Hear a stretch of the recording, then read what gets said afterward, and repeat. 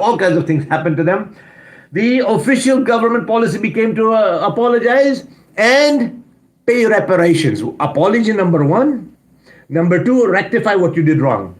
At least give the survivors something that they can live with and have a closure. This is what normal procedure would dictate. Say, na? This is what would be great. Now I'm going to take it to a different level. Now we're going to try and understand one thing.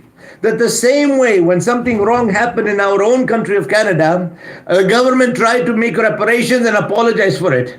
I will also ask the royal family of the United Kingdom, now that your queen has left, now that your queen has gone wherever, I'm not going to say Jannat or Jahannam. That is Allah's decision. But she's gone now. Whatever you have stolen from us, at least give that back to the country that they belong to, whether it's in Kenya, whether it's in Pakistan, whether it's in India, whether it's in South Africa, whether it's in East Africa, whether it's in China, whether it's in Japan. Salawat ala Muhammad wa ali Muhammad. Apologize for stealing it in the first place and rectify by giving it back to them. That's what, nothing short. So the whole message, what we're saying is media manipulation is such that the media is able to control our minds and make us believe things that are totally different than what would be our normal belief system had that equation not been there. And what happens is that because of that, we lose our independent thinking.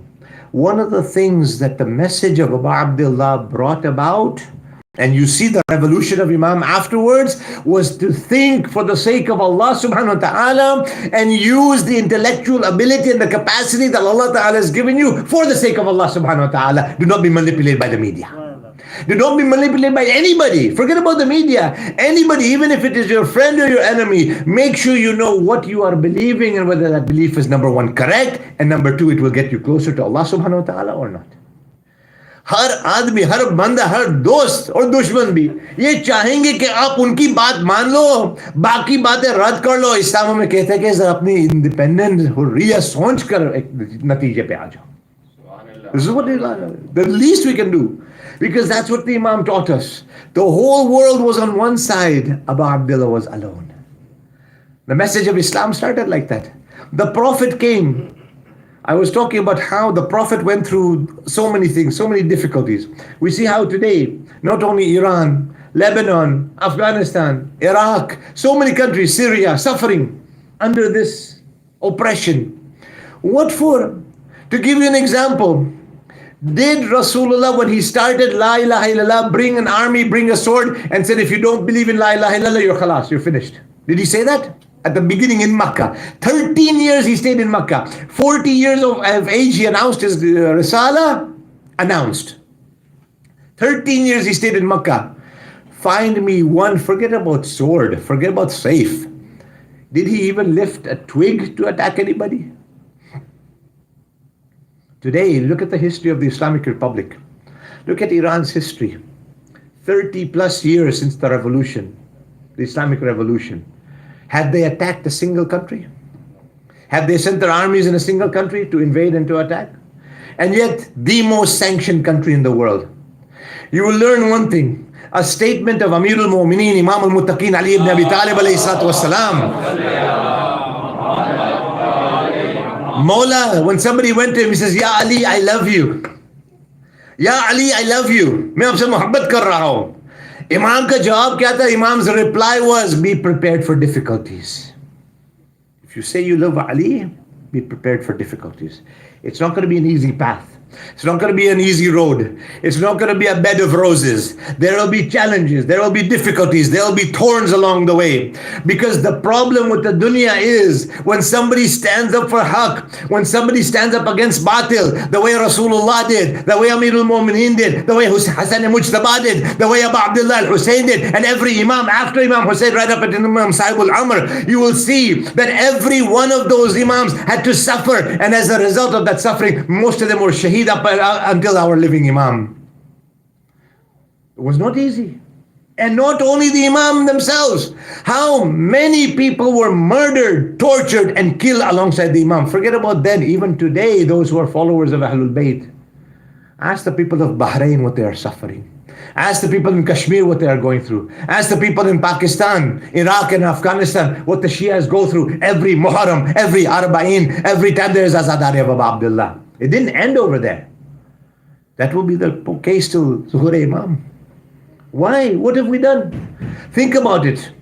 These people, I don't know where they are getting their Sharia from. These Wahhabis and Salafis and Daesh and all these extremists, where are they getting their ideology from? That if somebody doesn't agree with you, you kill them, you blow them up, you kill them, you murder them. Where are you getting this from? Did Rasulullah do that?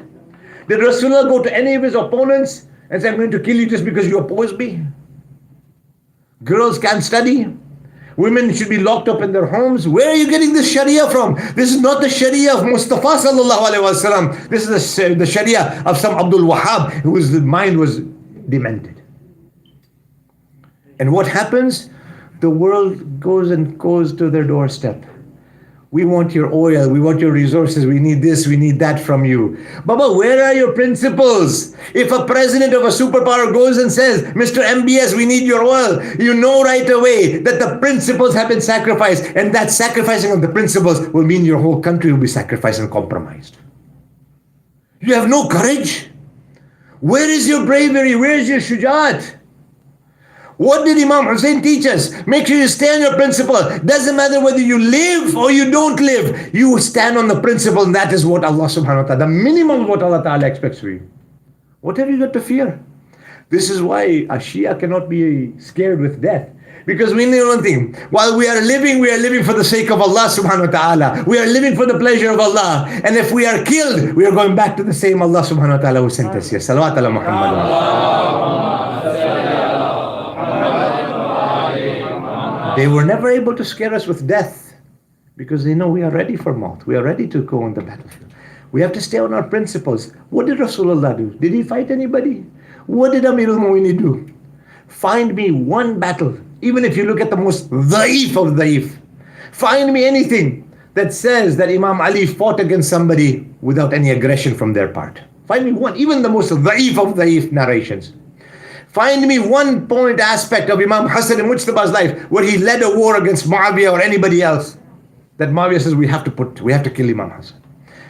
Even on the plains of Karbala, this is normally recited in Masaib, but I'm mentioning this in the actual lecture itself, that on the 2nd of Muharram, Mawla arrived in Karbala.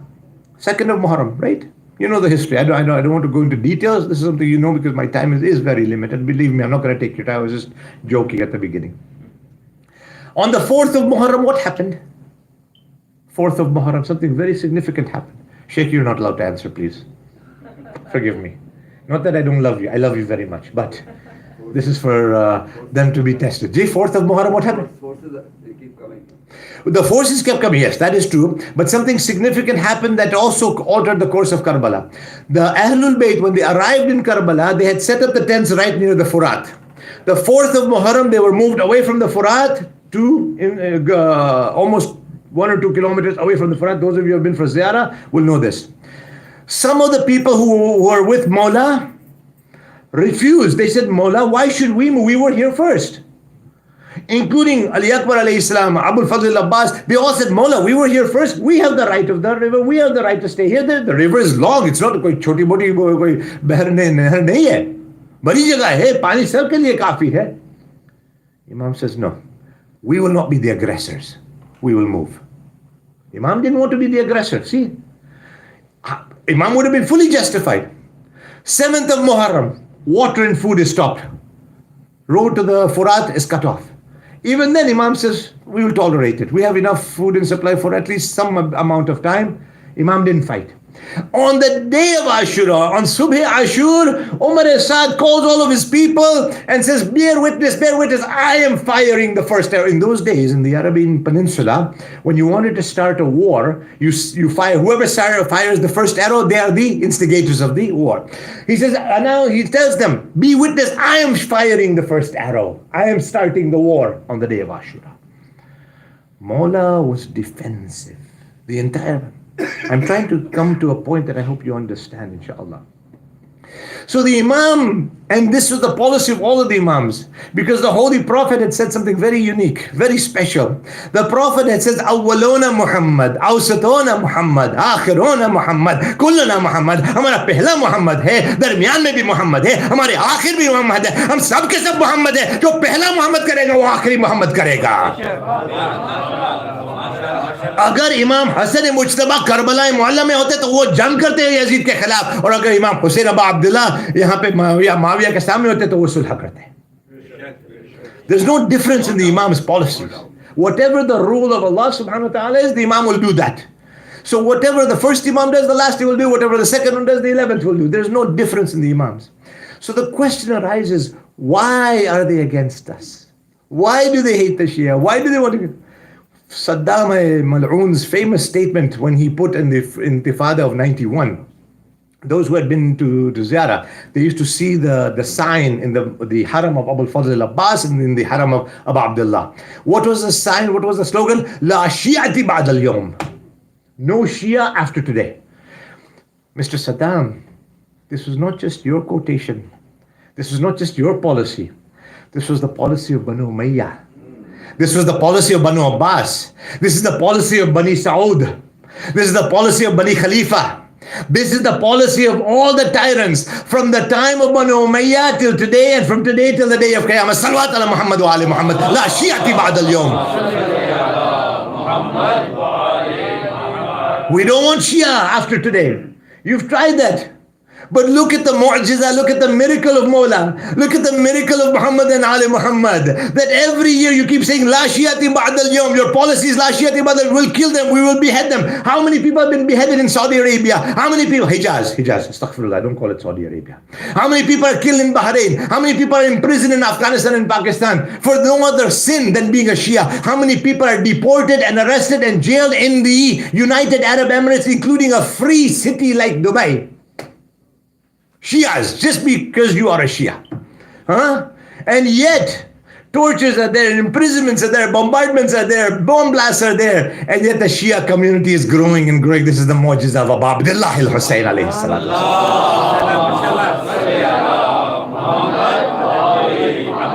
You know what the secret is? You know what the secret is? The secret is the message of Abu Abdullah has taught us how to be on the truthful path, not on the path of batil.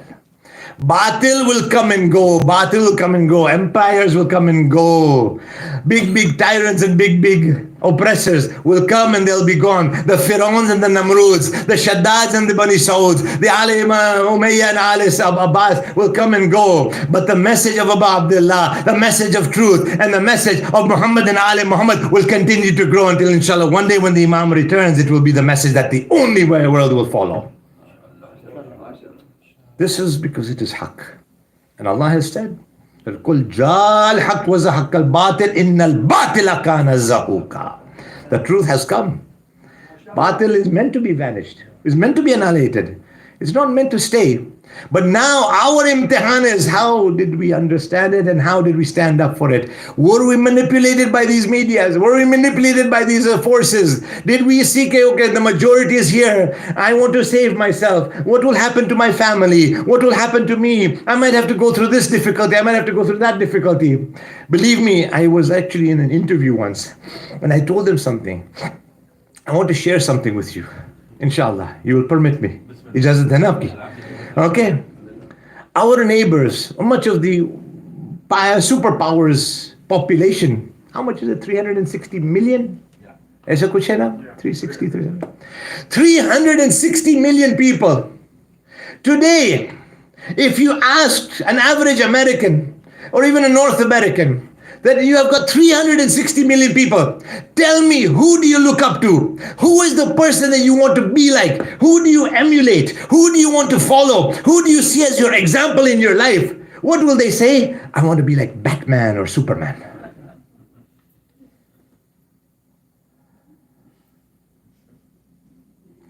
You're paying attention, aren't you? Yeah.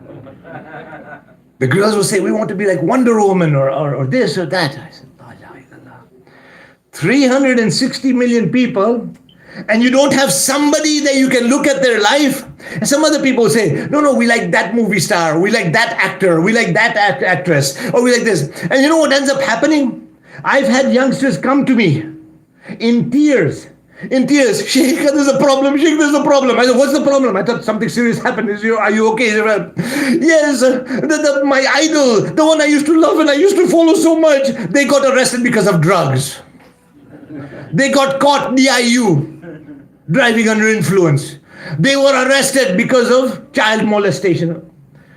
And I'm looking at that youngster in our Muslim community, alhamdulillah, so far not the Shia, and I'm saying, though, what caused you to follow them in the first place?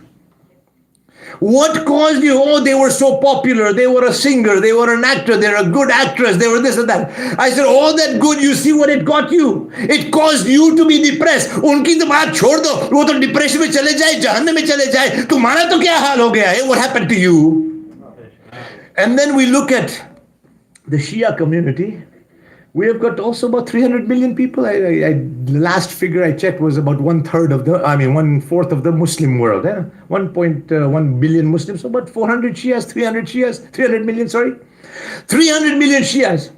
We have got such examples in this era, in this zamana, whose lives are impeccable. You look at the life of not only the Rahbar Ayatollah Khamenei, you look at Sayyid Hassan Nasrallah, you look at Abdul Malik al-Houthi, you look at the Sheikh Ayatollah Nimr, you look at the heroes that we've got any one of them. You look at Shaheed Qasim Soleimani, Abu Mehdi al-Muhandas. We can take their lives and say, this is the person I want to be like, this is the person I want to follow. We look at the life of Zainab al-Kubra and Zainab al-Sugra and say, that is somebody who's our role model. That's who we want to follow. How many we have in this era and there? You want to talk about today? Bintul Huda. You look at alimas, you look at mujahidas. You look at how the family members of the shuhada and the family members of those who are brave. We have got heroes that are true heroes, not just fictitious heroes that are made up in a Disney studio. And what happened? Jazakallah.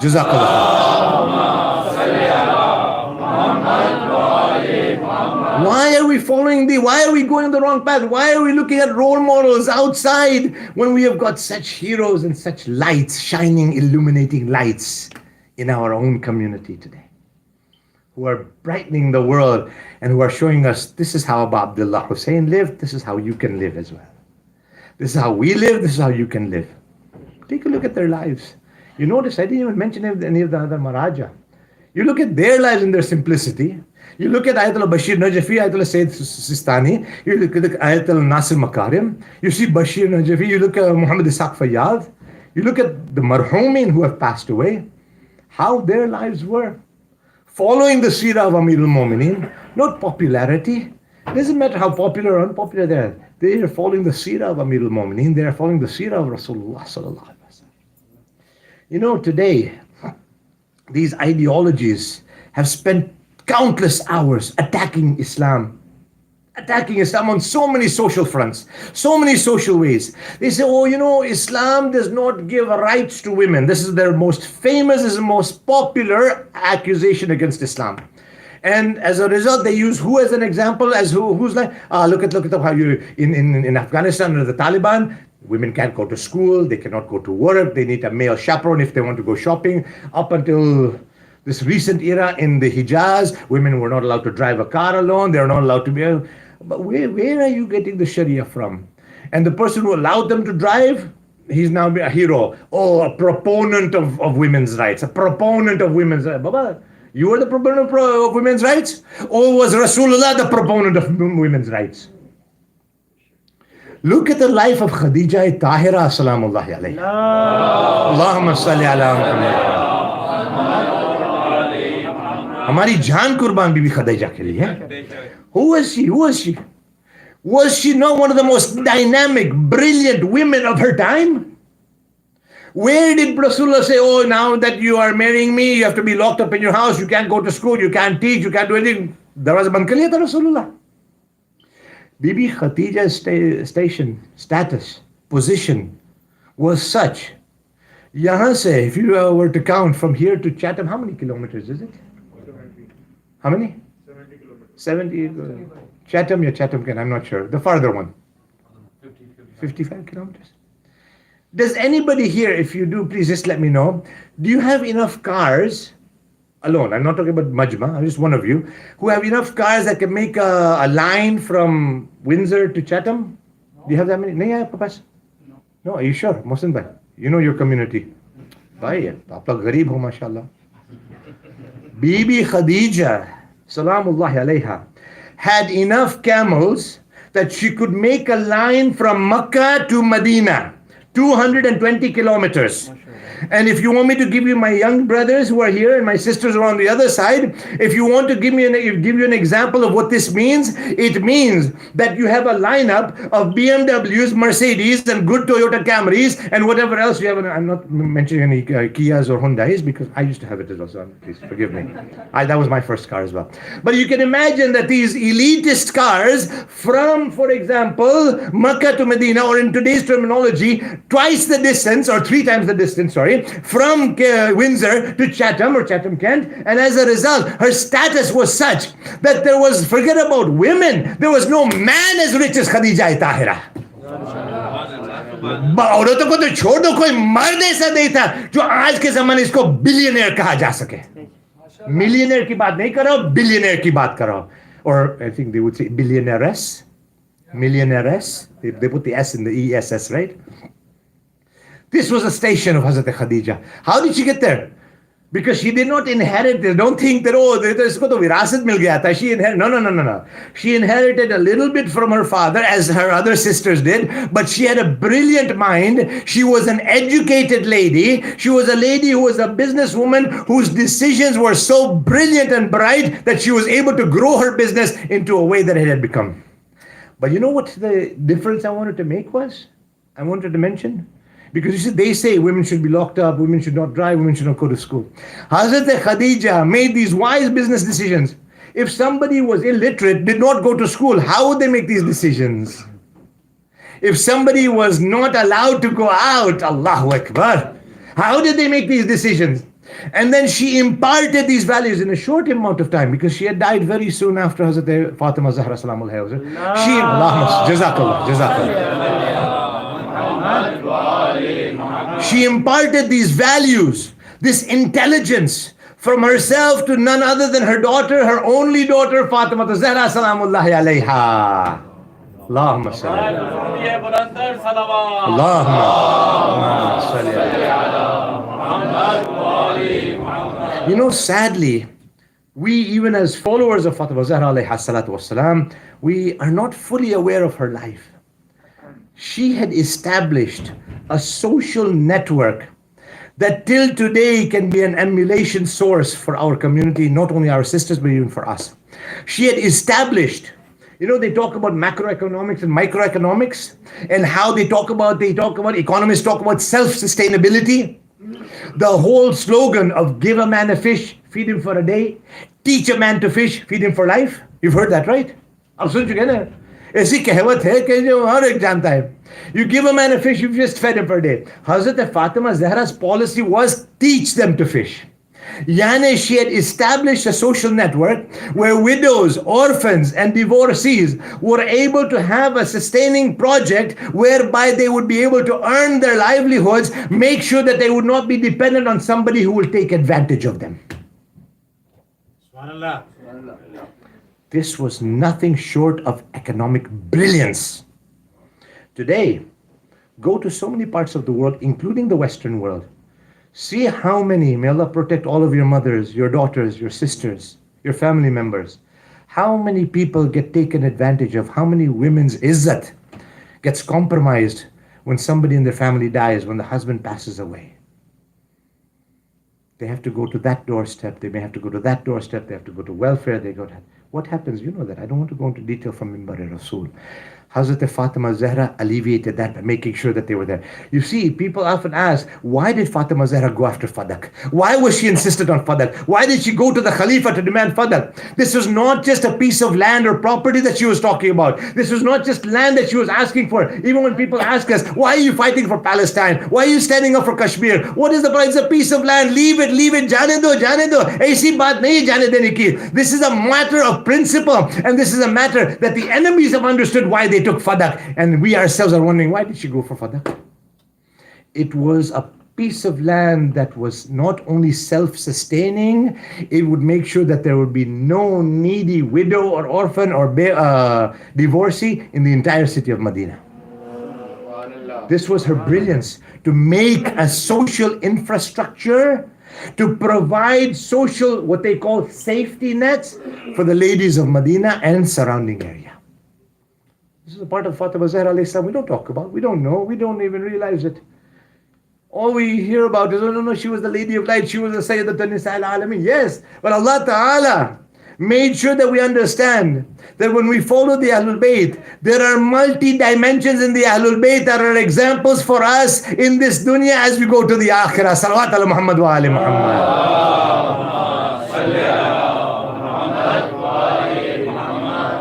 That was her economic brilliance, her financial brilliance, her financial fiscal policy. Then you see her in a social setting. Hazrat Khadija had passed away at a very young age, when Hazrat Fatima was a very young age. Now, Hazrat Fatima had to be an example for many dimensions, from, what they say, multi-dimensions.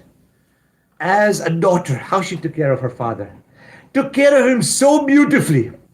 She took care of him so well that Rasulullah, who was the Siraj from Allah subhanahu wa ta'ala, who was known as Muzammil, who was known as Siraj Munir, who was Taha, who was Yasin. The Quran calls him Ya Ayyuhar Rasul. The Quran calls him Muzammil, Muddassir. So beautiful names. Ayyuhar Rasul. All those beautiful names that the heavens are referring to him as. That Rasul, that Habib of Allah, that beloved messenger of Allah. He calls his daughter Fatima what? Abiha. The mother of her father. Salawat ala Muhammad.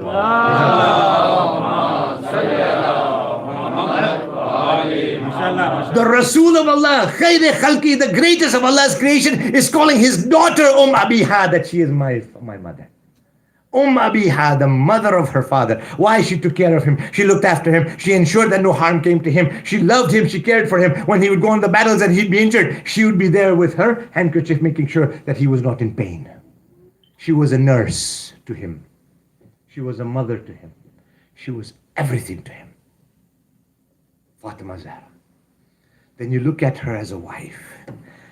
At the time of her shahadat, a very intimate conversation takes place between Ali ibn Abi Talib and Siddiqa Tahira, in which she asks him a question. She asks Amir al-Mu'minin a question. Was I a good wife? Imam has tears. This is Amir al-Mu'minin.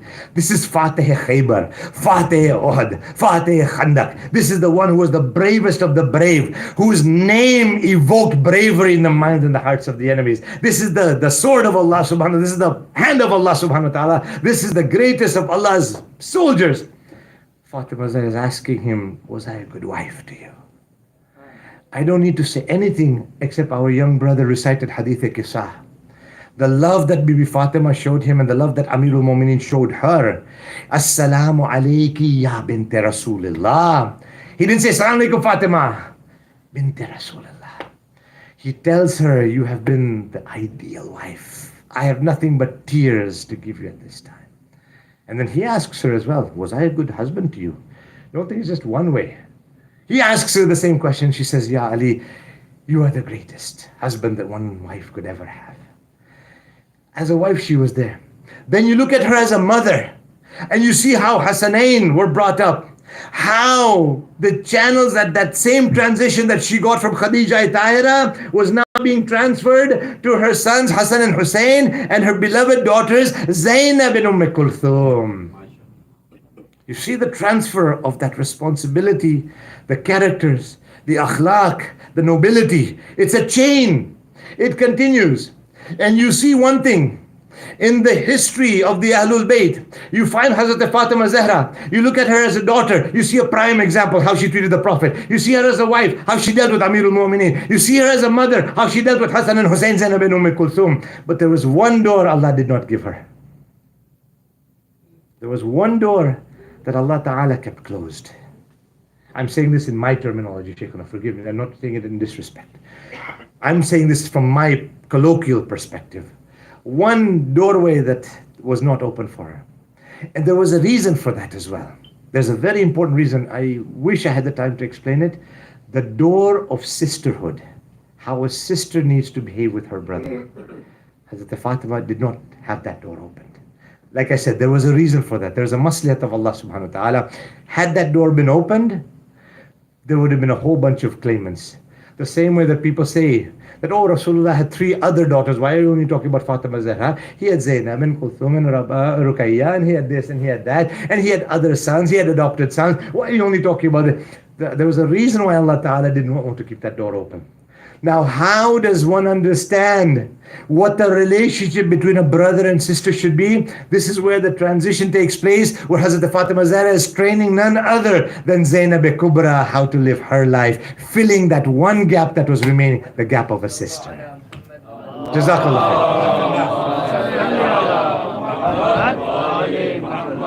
How a sister and a brother's relationship is.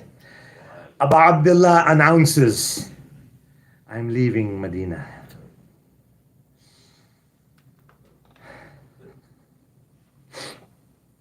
Imam announces, I'm leaving Medina. She immediately goes to her husband, Abdullah ibn Ja'far at-Tayyar, and she says, my dear husband, my brother is leaving. Abdullah says, what do you want to do, Zainab? What do you want to do? Hazrat Zainab says, I want to join him.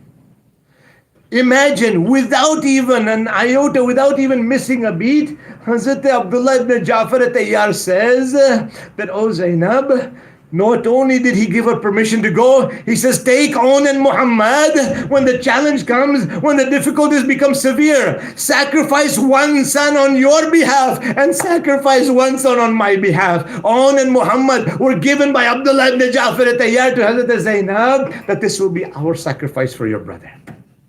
The sister and the brother. And Allahu Akbar, my dear mourners, today in the afternoon we marked the day of Arbaeen. We remembered when the caravan came back from Sham to Karbala for ziyarah. You had heard that there was a majlis kept. Azadaran Imam, Sham mein bhi majlis rakhi gayi, pehli majlis rakhi gayi thi, the first majlis was kept. All this time, even in Karbala Mu'alla and in Sham, and then when the caravan came back to Karbala for the ziyarah, the following Arbaeen, Hazrat Zainab never once remembered Aun and Muhammad. History narrates that she would only do Matam Har Latmiya, was only for Imam Hussein and the other children of Imam Hussein. Yani apne bachcho ko kabhi bhi Hazrat Shehzadi ne yaad nahi kiya. मातम कर रही थी तो या अबू अब्दुल्लाह के लिए, या अली असगर के लिए, या अली अकबर के लिए. Allahu Akbar. Arbaeen was the time when they came back and the ladies of the caravan came back. Farwa went to the place where Hazrat Qasim was martyred. Rabab went to the place where there was a small grave for Ali Asghar. Hazrat Zainab was sitting where Hazrat Imam Hussein was martyred. Kulthum went near the Furat where Alamdar Abbas was buried. अज़ादारान इमाम गाजी अब्बास को उस जगह पे दफन किया गया था जो अपने दरखास्त थी फुरात के किनारे में, फुरात के करीब था कि लाश अब्बास खैमे में ना जाए और सकीना के दिल पर और अज़ादारान इमाम. The martyr family of the Imam stayed 3 days in Karbala. History did not tell me where Imam Zainul Abidin did his matam. History did not tell me whether Imam Zainul Abidin was at the qabr of his father or his brother or his youngest brother or with Qasim or with Aun and Muhammad. History could not tell me, even though I was trying to find out where did Imam Zainul Abidin go when he arrived in Karbala. अज़ादारान इमाम 3 दिन के बाद हज़रत ज़ैनब ने ऐलान किया कि अब हम यहाँ से जाकर मदीने जाएंगे. पता ये चला कि उम्मे रबाब का एक जुमला सैयद नासिर ज़ैदी अल्लाह मकाम बयान करते हैं. उम्मे रबाब ने कहा, ए शहजादी ज़ैनब कैसे मदीने जाओ, सब कुछ तो है यहाँ.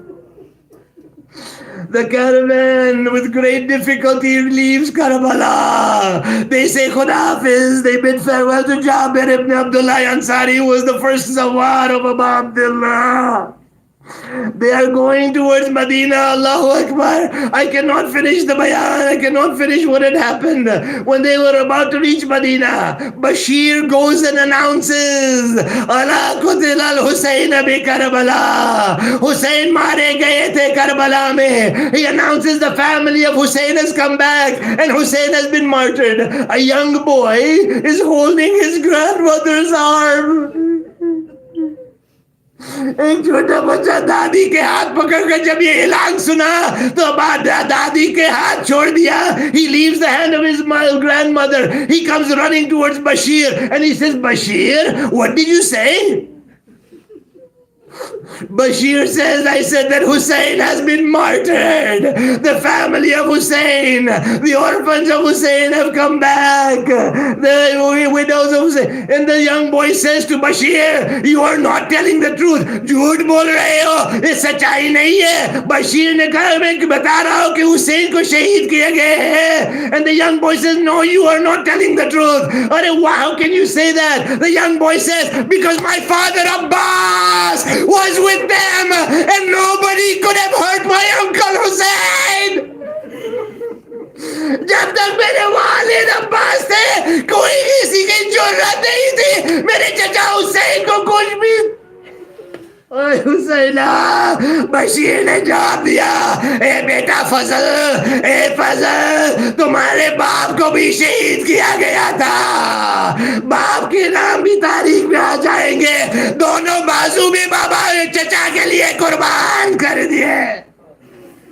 And then Hazrat Zainab and the caravan enter into Medina. Hazrat Zainab goes to Roza Rasul, goes to the qabr of Rasulullah, and she takes the shirt of Imam Hussein and says, Nana, grandfather, I have brought you the shirt of Hussein, the blood-stained shirt of Hussein. Aapke laal mare gaye. Nana, Hussein ko 3 दिन प्यासे रखे गए.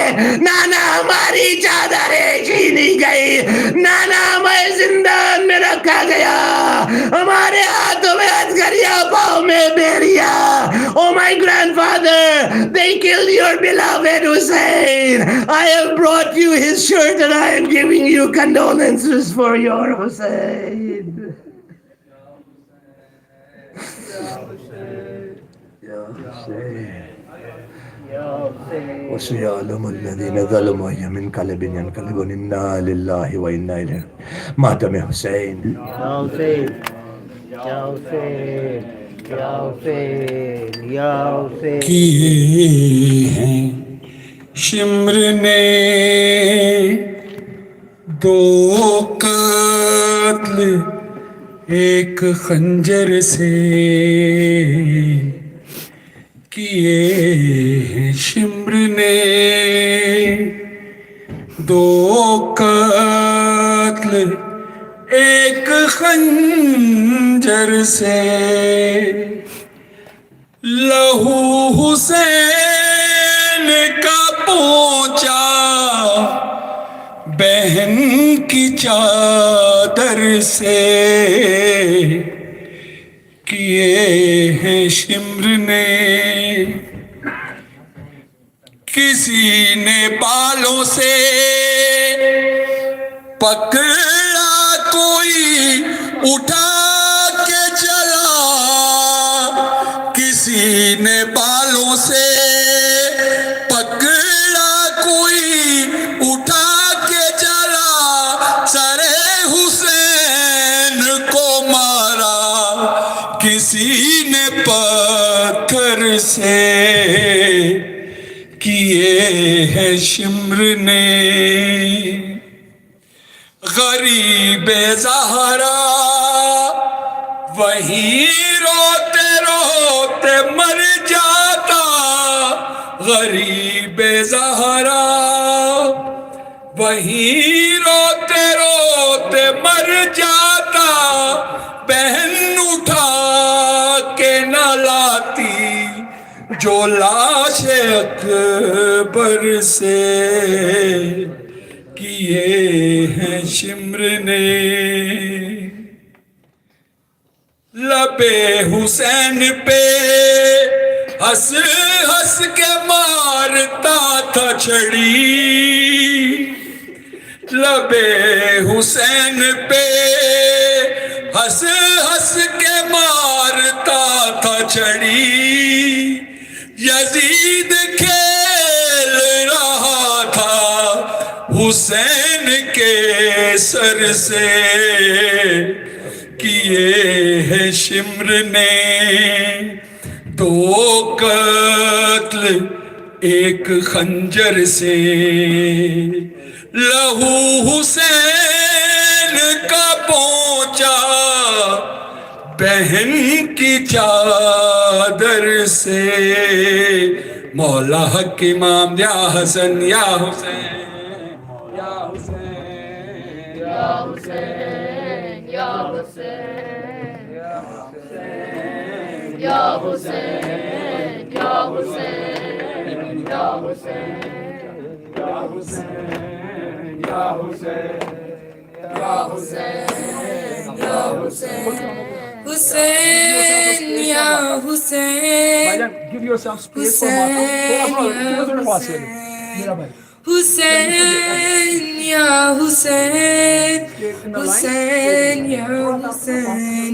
كل يوم عاشوراء كل أرض كربلاء حسين يا حسين حسين يا حسين وارث علم نبي وارث علم نبي يا حسين بن علي وارث علم نبي يا حسين بن علي तेरे सदके से मिली जिंदगी हमको यहीं वारिस इल्म नबी या हुसैन बिन अली तेरे सदके से मिली जिंदगी हमको यहीं वारिस इल्म नबी या हुसैन बिन अली तेरे सदके से मिली जिंदगी हो यहीं तश्त करबल में तेरा लाश तीरों पे पड़ा रो रही थी ये ज़मीन आसमां रोता रहा हाय मादर वो तेरी बहन ये करती रही ए मेरे प्यारे हुसैन गोद में आओ जरा सरकत फातिमा अल हुसैन कतला यरकुदु अला सिहम व हबीबी वलदी वारिस इल्म नबी या हुसैन बिन अली तेरे सदके से मिली जिंदगी हमको यहीं वारिस नबी जवाब बिन अली तेरे से मिली जिंदगी हमको यहीं तेरे असगर का गला तेरे अकबर का जिगर भाई अब्बास के गम में तेरी टूटी कमर और पामाल बदन रन में कासिम का हुआ एक दिन में ही लुटा करबला में तेरा घर डूबी हूँ कुल्लू बनी तजदु अंत जबीन तशकुरु खलीका का या इलाही या अजली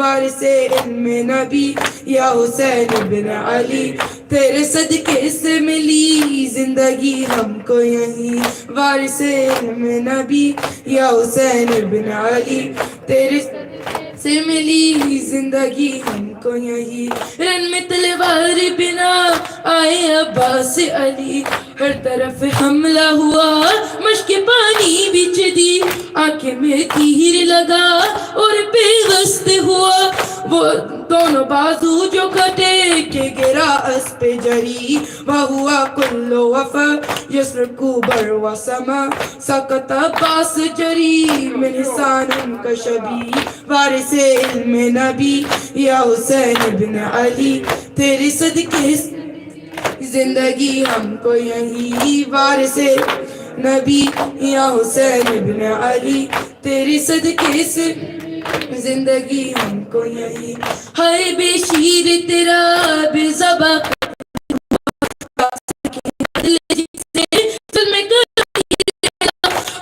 रोती रही लर्ज़ करबल की ज़मीन तूने जब उसका लहू अपने चेहरे पे ملا وبقى نهر الفرات راحت من جسم حياة عند وصل السحمي على خلق مزكي وارث علم نبी या हुसैन बिन अली तेरे सदके से मिली जिंदगी हमको यहीं वारिस इल्म नबी या हुसैन बिन अली तेरे सदके से मिली जिंदगी हमको यहीं या हुसैन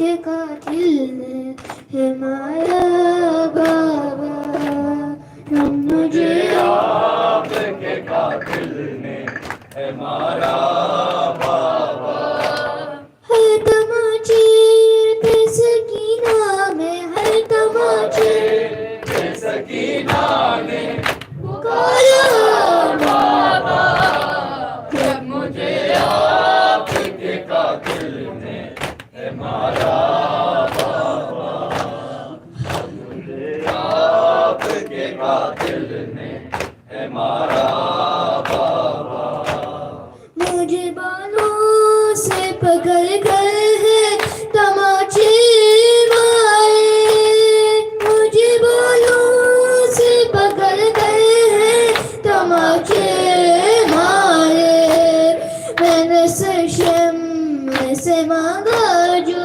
तुम्हारा बाबा मुझे आपके कातिल ने है मारा बाबा मुझे आपके कातिल ने है मारा बाबा वो जो रोया अपने तोहफे में मुझे बख्शे थे जो दुनिया अपने तोहफे में मुझे बख्शे थे उनको बेदर्दी से जालिम ने उतारा बाबा तुम मुझे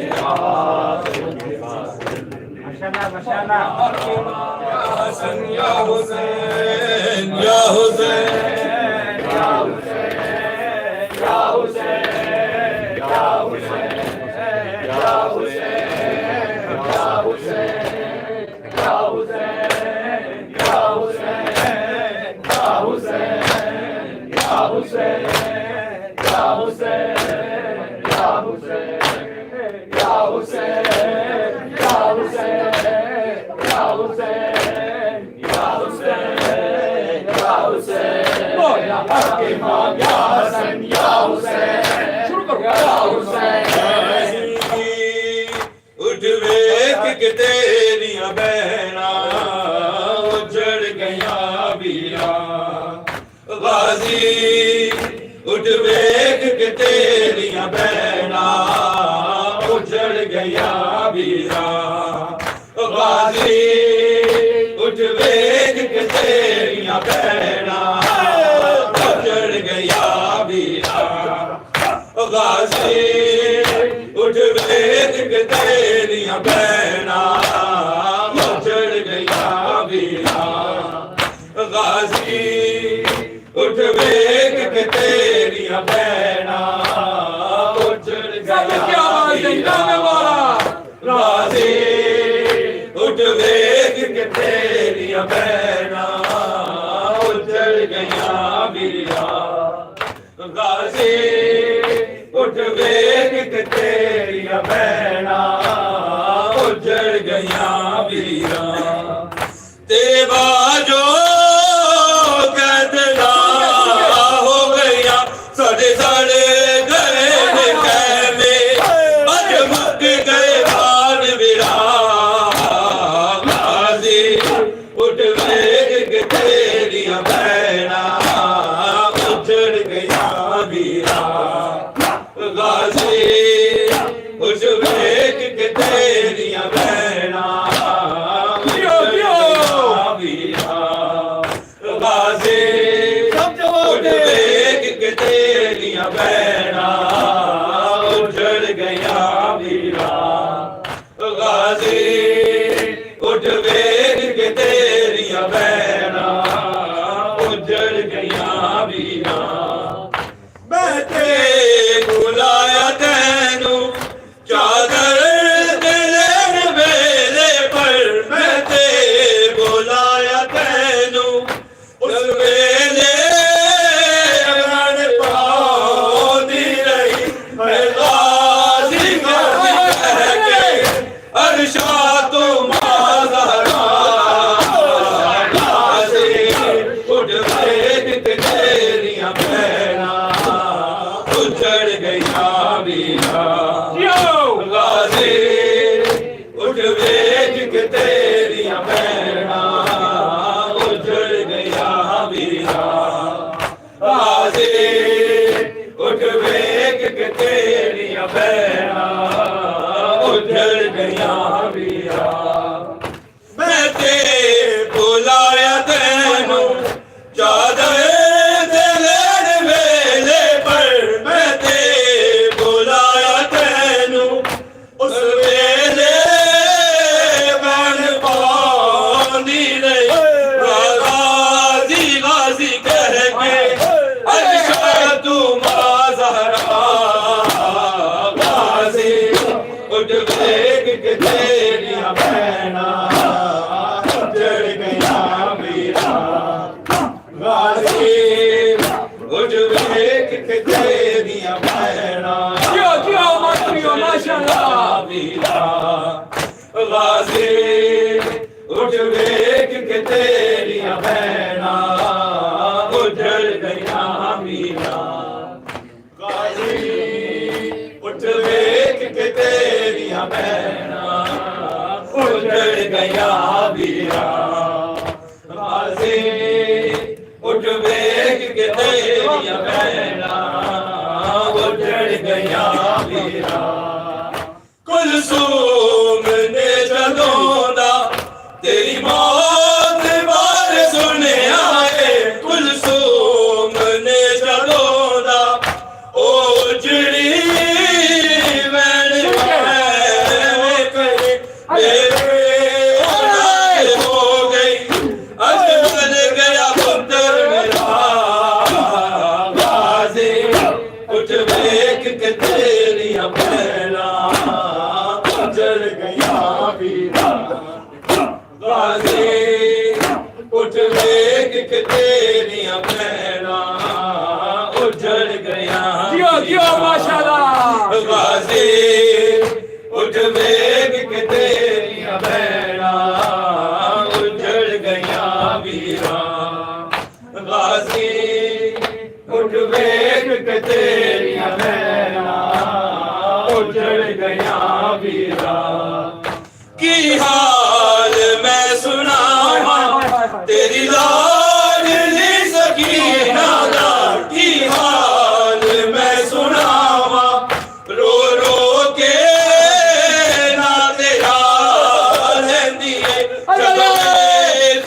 दिए चेहरा बाबे देखा दिलदार गाजी उठ वेग तेरियां भैना उजड़ गया वीरा गाजी उठ वेग तेरियां भैना उजड़ गया वीरा गाजी उठ वेग तेरियां भैना उजड़ गया वीरा गाजी उठ वेग तेरियां भैना उजड़ गया वीरा की हाल मैं सुनावा तेरी लाडली सकीना दा की हाल मैं सुनावा रो रो के ना तेरा लैंदी जदों वेख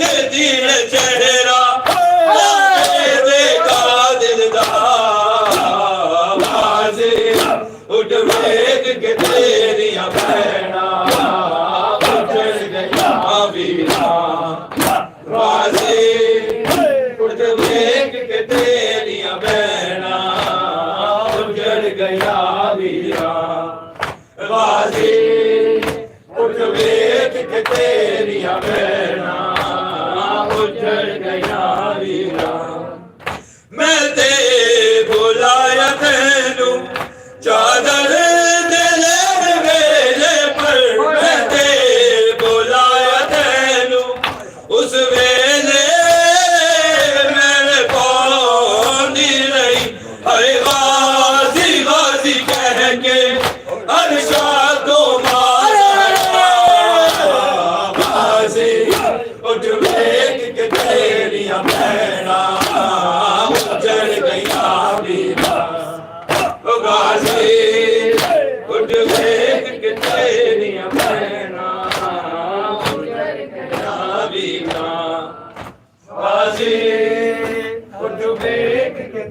मौला हक इमाम या हसन या हुसैन या हुसैन।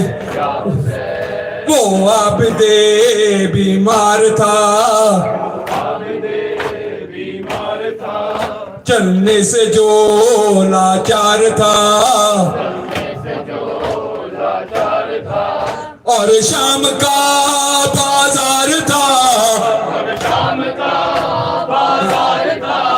और मुस्तफा की बेटियां मौला हक इमाम या हसन या हुसैन या हुसैन या हुसैन या हुसैन या अब्बास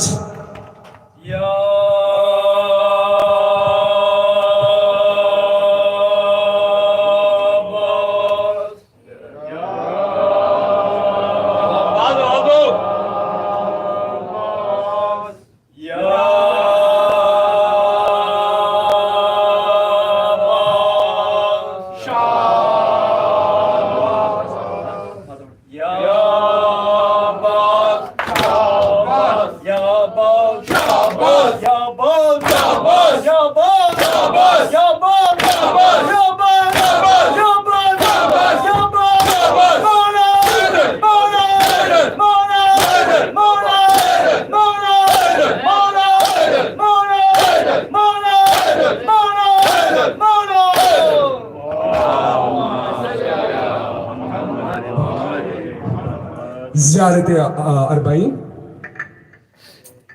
अस्सलामु अलैकुम वरहमतुल्लाह।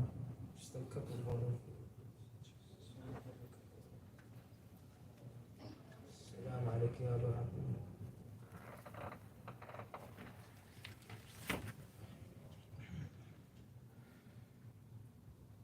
सल्लु अला मुहम्मद व आलि Muhammad.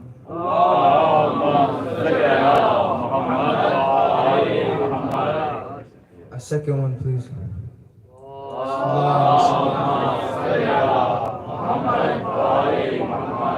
Third one for the love of Sayyid al-Zahra alayhi salam.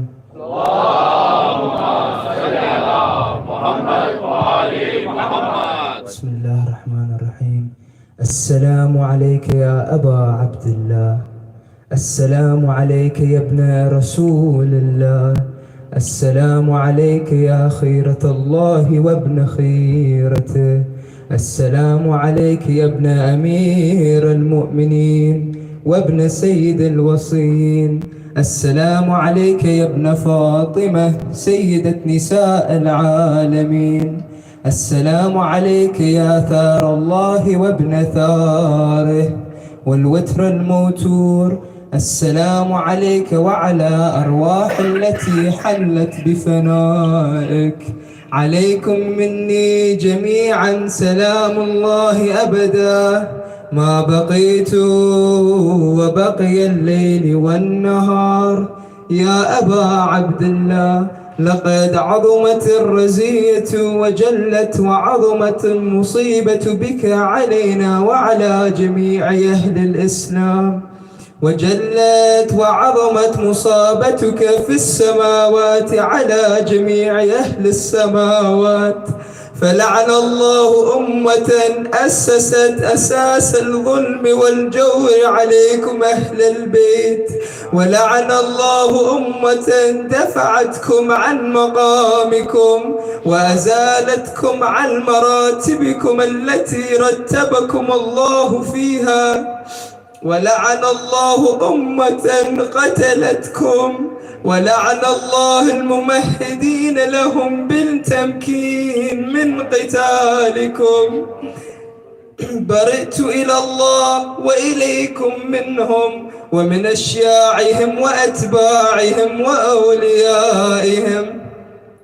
يا أبا عبد الله، إني سلم لمن سالمكم وحرب لمن حاربكم إلى يوم القيامة، ولعن الله آل زياد وآل مروان، ولعن الله بني أمية قاطبة، ولعن الله ابن مرجانة، ولعن الله عمرو بن سعد، ولعن الله شمرا، ولعن الله شمرا، ولعن الله أمة أسرجت وألجمت وتنقبت لقتالك. بأبي أنت وأمي لقد عظم مصابي بك، فأسأل الله الذي أكرم مقامك وأكرمني بك أن يرزقني طلب ثارك مع إمام منصور من أهل بيت محمد صلى الله عليه وآله. اللهم اجعلني عندك وجيها بالحسين عليه السلام في الدنيا والآخرة.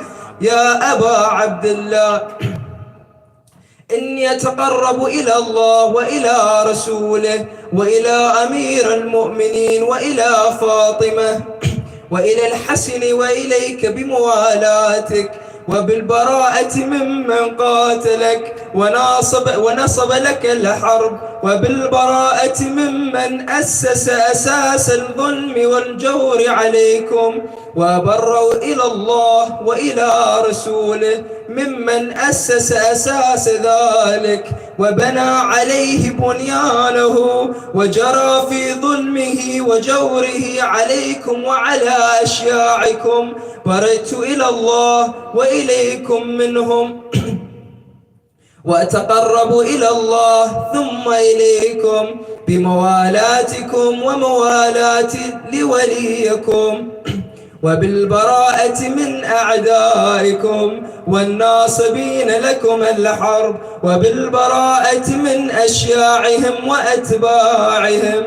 إني سلم لمن سالمكم وحرب لمن حاربكم وولي لمن والاكم وعدو لمن عاداكم. فأسأل الله الذي أكرمني بمعرفتكم ومعرفة أوليائكم ويرزقني البراءة من أعدائكم أن يجعلني معكم في الدنيا والآخرة، وأن يثبت لي عندك قدم صدق في الدنيا والآخرة. وأسأل أن يبلغني المقام المحمود لكم عند الله، وأن يرزقني طلب ثاره مع إمام هدى ظاهر ناطق بالحق منكم. واسأل الله بحقكم وبالشأن الذي لكم عنده أن يعطيني بمصابي بكم أفضل ما يعطي مصابا بمصيبتي، مصيبة ما أعظمها وأعظم رزيتها في الإسلام وفي جميع أهل السماوات والأرض. اللهم اجعلني في مقام هذا ممن تناله منك صلوات ورحمة ومغفرة. اللهم اجعل محياي محيا محمد وآل محمد، ومماتي ممات محمد وآل محمد. اللهم إن هذا اليوم تبركت به بني أمية وبني آكلة الأكباد اللعين ابن اللعين على لسانك ولسان نبيك صلى الله عليه وآله في كل موطن وموقف وقفه به نبيك صلى الله عليه وآله. اللهم لعن أبا سفيان ومعاوية ويزيد بن معاوية. اللهم لعن أبا سفيان ومعاوية ويزيد بن معاوية، عليهم منك اللعنة أبد الآبدين. وهذا يوم فرحت به آل زياد وآل مروان بقتالهم الحسين صلى الله عليه وآله صلوات الله عليه وآله. اللهم فاضعف عليهم اللعنة منك والعذاب الأليم. اللهم من يتقرب إليك في هذا اليوم وفي موقفي هذا وأيام حياتي بالبراءة منهم واللعنة عليهم وبموالاة لنبيك وآل نبيك عليه وعليهم السلام. اللهم لعن أول ظالم اللهم لعن أول ظالم ظلم حق محمد وآل محمد وآخر التابعين على ذلك. اللهم لعن العصابة التي جهدت الحسين وشايعت وبايعت وتابعت على قتاله. اللهم لعنهم جميعا. السلام عليك يا أبا عبد الله وعلى أرواح التي حلت بفنائك. عليك مني سلام الله أبدا ما بقيت وبقي الليل والنهار، ولا جعل الله آخر الأحد مني لزيارتكم. السلام على الحسين وعلى علي بن الحسين وعلى أولاد الحسين وعلى أصحاب الحسين. اللهم خص أنت أول ظالم باللعن مني، وابدأ به أولا ثم لعن الثاني والثالث والرابع. اللهم لعن يزيد خامسا، ولعن عبيد الله بن زياد وابن مرجانه وعمر بن سعد وشمرا وآل أبي سفيان وآل زياد وآل مروان إلى يوم القيامة. اللهم لك الحمد حمد الشاكرين لك على مصابهم. الحمد لله على عظيم رزيتي. اللهم ارزقني شفاعة الحسين يوم الورود، وثبت لي قدم صدق عندك مع الحسين وأصحاب الحسين الذي بذلوا مهجهم دون الحسين عليه السلام. اللهم صل على محمد. माशाअल्लाह ब्रदर, माशाअल्लाह, जज़ाकुमुल्लाह। सब मिलके अब उर्दू में। अबू सुफियान तेरे जद पे लानत, माविया तेरी जद पे लानत, यजीद तेरी जद पे लानत।